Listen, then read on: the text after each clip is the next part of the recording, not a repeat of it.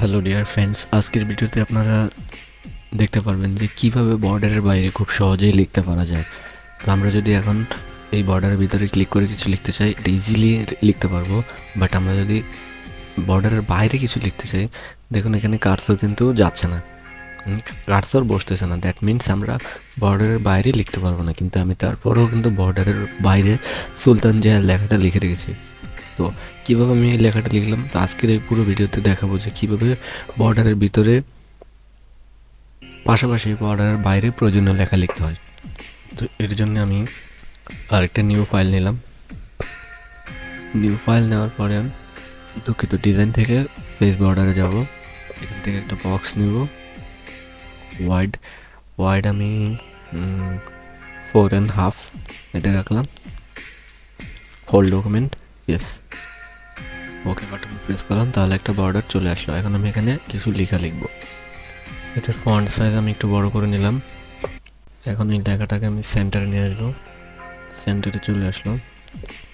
সেন্টারে আসার পর আমার কাজ কি, এখন আমার পুরো প্যারাগ্রাফ লেখা শেষ বর্ডারের ভিতরে। তো আমি চাচ্ছি যে বর্ডারের বাইরে কিছু একটা লিখতে। এর জন্য আমি ইনসার্টে যাব।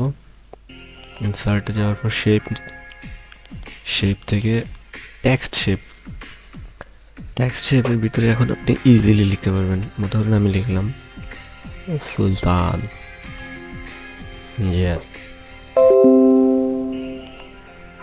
আমি এটাকে সেন্টার করে দিলাম বক্সের ভেতর।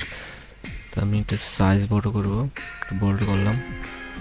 Size should be 22।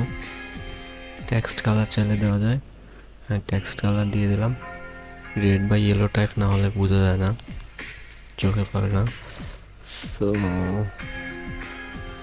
আচ্ছা, রেড রাখলাম। রেড রাখার পর আমি এটাকে কী করবো, এই বাইরে নিয়ে স্থাপন করে রাখলাম। ঠিক আছে, আপনি কিন্তু চাইলে এটাকে ডানে বামে যে কোনো জায়গায় করে রাখতে পারবেন।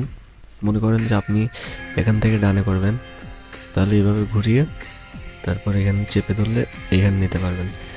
ঠিক আছে, তা আমি এটা করছি না, আমি এটাকে উপরেই রাখতে চাচ্ছি। এখন বলবেন যে ভাইয়া বর্ডারের আউটলাইন কীভাবে আমি সরাবো? আউটলাইন যে বক্সটা আছে সেটা থাকলে তো সুন্দর দেখা যাচ্ছে না। হ্যাঁ, সেটা থাকলে সুন্দর দেখা যাচ্ছে না। তাহলে এই বর্ডার শেপটা কীভাবে দূর করবেন? এর জন্য আপনি ফরম্যাটে যাবেন, ড্রয়িং টুলসের ফরম্যাট। তো শেপ আউটলাইন থেকে যদি নো আউটলাইন করে দিই, then it's okay, then no outline exist here. তো এভাবে খুব সহজে আপনি চাইলে বর্ডারের বাইরেও প্রয়োজনীয় লেখাগুলো লিখতে পারেন। So thank you very much for watching this video and I hope এখন আপনারা ইজিলি বক্সের বাইরে লিখতে পারবেন। সবাইকে অসংখ্য ধন্যবাদ, ভালো থাকবেন।